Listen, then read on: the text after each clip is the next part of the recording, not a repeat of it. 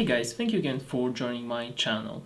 So for today I was trying to kind of decide which topic should I approach. So should I talk about investments in with shares, with bonds?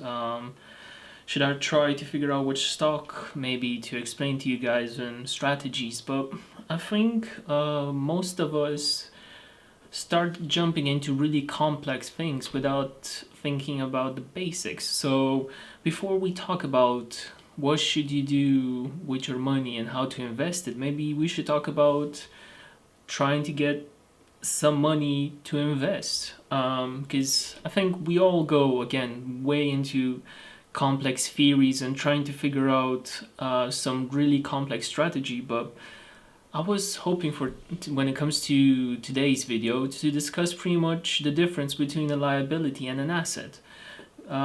Because let's be honest, without any money to invest, there's no investing.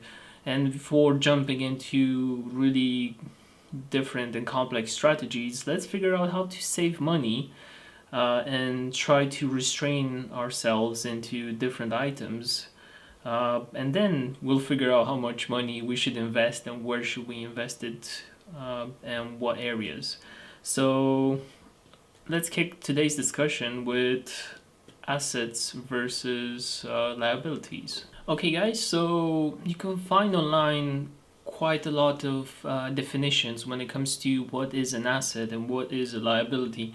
I think even economics has like specific definitions of them. But for us normal day people, I think we have to think about these two terms as an asset is an item that puts money in your pocket, and a liability is an item that pretty much takes money out of your pocket. So if you guys really think about this, a car, for example, most of the times it's a liability because once you buy a car, you lose its value. You have to pay insurance, you have to pay maintenance, and all of that. So that's kind of a liability. But also, a car could be an asset. If, for example, do you have a taxi business? A car is an asset. If you bought, I don't know, a really awesome collector's car and now it's increased in value, you could consider it an asset. But as in really easy, really simple explanation, you have to think about, does this item bring you money, bring you something positive? Then it's an asset, and if it takes money out of your pocket, it's a liability. So I want you guys to try an exercise with me, and maybe it will help you guys set you on the right path. So thinking about, probably most of us have pretty much, let's say, a bank account where we pretty much put our savings and spend money. Or you might have multiple accounts, so there's so many ways. You could create an Excel file, you could use pen and paper, but I really want you guys to check your, let's say, last 3 months or 2 months of spendings and incomes, and I want you guys to put them into 4 areas. I think the first area should be necessities. So these are the things you need to survive. So food, water, shelter, and I think I would put for necessities also everything that's under physical or mental health. So if you have a gym membership, I would put it as a maybe necessity. If you have medical bills, again, it's a necessity because you have to literally live. And keep it to a bare minimum. I think these items, it's again food, water, shelter, and mental and physical health. We'll put them as a necessity. Then in the next column, I want you guys to put all your assets. As we spoke before, everything that gives you money month to month is an asset. But bear in mind, an asset is something that you guys, let's say, invested or bought. gives you money monthly, but you don't work on it, because that's something completely different. That's your job, that's your income. We're not talking about your job. The job has to be put as pretty much income. An asset is something that you put money in, it brings you money back, but you don't have to work on it, right?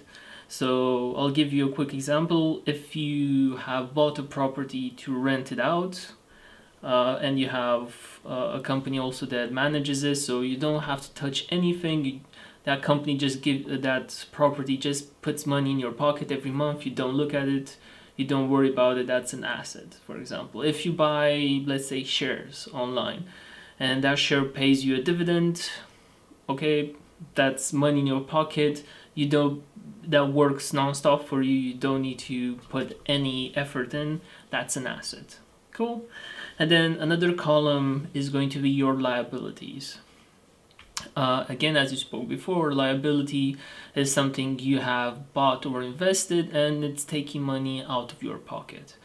So a liability could be maybe we could say it's a rental apartment that's empty, right? You still have to pay a mortgage on it, and if you haven't rented it out, it's liability because you're putting money in. Or if a simple car, right? You bought a car, but you don't really need that car. Or if you compare, you bought a cheap car to take you to work, damn, that could be not a liability. But if you bought a £50,000 car that you didn't need, that's definitely a liability. So you put a column on your liabilities, and also you could put the column on, I guess, expenses that have no it's not taking money out. It's an expense that you bought something, but it's not a necessity. And hopefully with this exercise, after you put everything in these columns, maybe you can figure out an area where you need to cut back on. Necessities is nothing we need to discuss on. We need them. That's a pretty straightforward discussion. Assets, I think if you see something that's an asset in your let's say portfolio or spendings, I think you need to focus on this item from month to month. What can you do to expand it? What can you do to find another asset similar to this one? Or if you guys don't have any assets, maybe you have to think about why you don't have any assets. Do you guys spend all your money month to month, and you have no money to invest? Maybe it's time to go into the next two columns that we discussed. It's either liabilities or it's either expenses. Try to limit your expenses. Or if you have a liability, maybe it's time to cut the losses, right? If you have a car, for example, that's really, really expensive, the insurance is quite high, it's hard to maintain, and you see yourself living paycheck to paycheck, maybe it's time to downsize, right? These are the things that you guys need to focus on for this example, because the whole purpose of this is kind of figure out where you are in life. If you have a good set of assets that you need to take care of and develop, or if you have a big set of liabilities that you need to kind of restrain and reduce, or maybe you have a lot of expenses that make no sense, that you need to kind of cover. And I think going into the last chapter, I think I want to talk about a bit of, I guess, financial IQ and also emotional intelligence.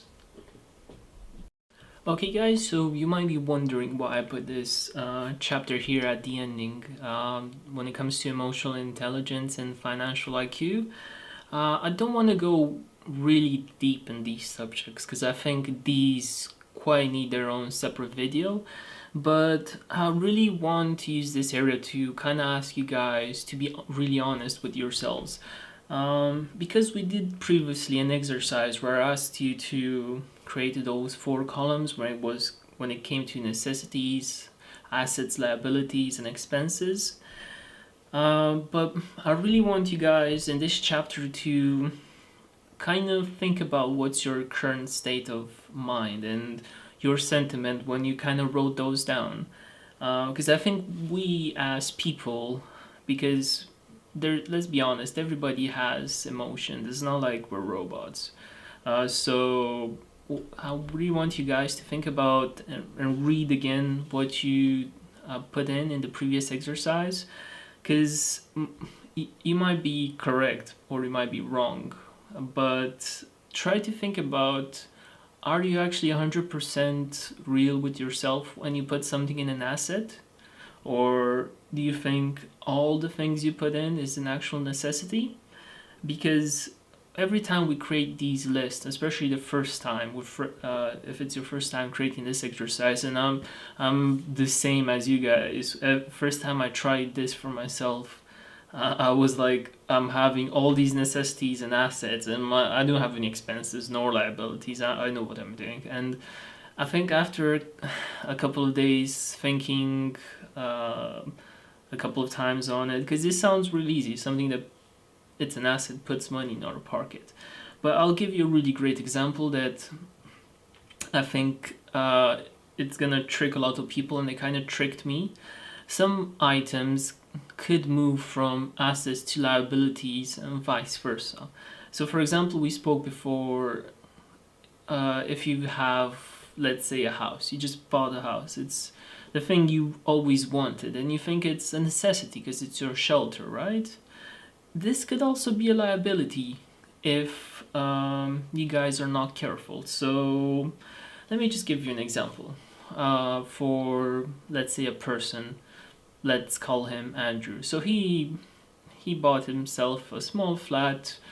It was just what he needed. So because he's thinking, I'm sick of renting. I know Andrew long term wants to live in this area because his work is really good. So he made all the smart decisions because his work was, let's say, 5 minutes away from him. So he was reducing his transport cost.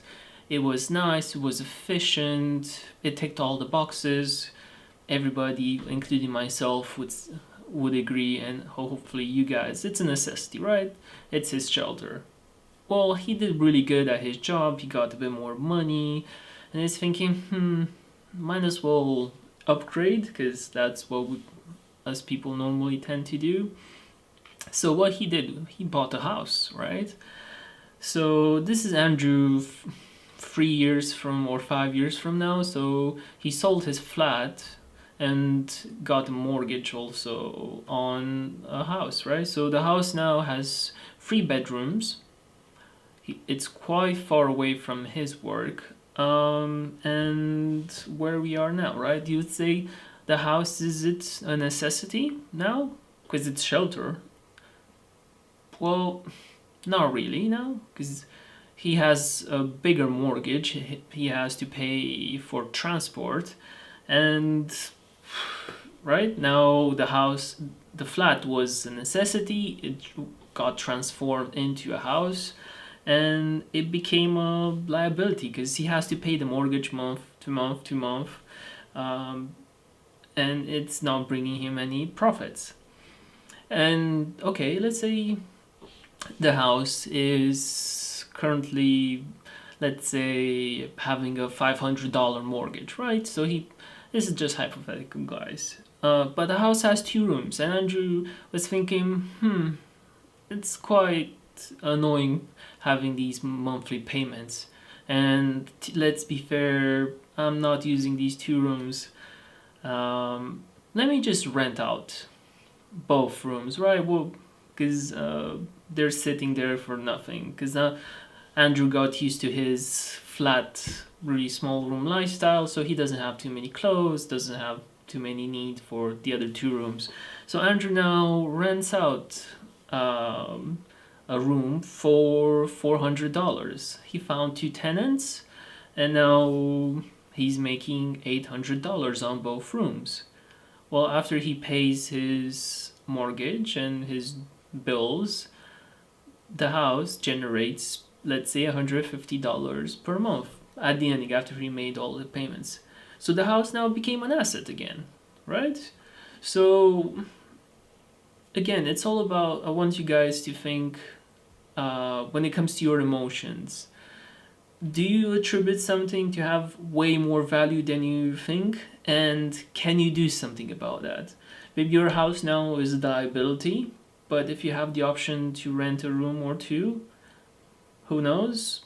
It could become an asset. So I think this is kind of the information I wanted to throw at you guys today.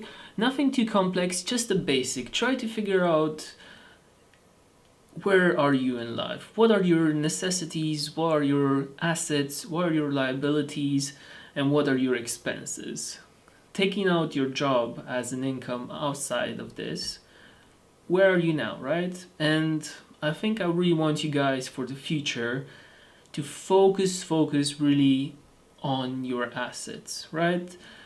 You could focus on your career, and I'm all for developing yourself and developing your career.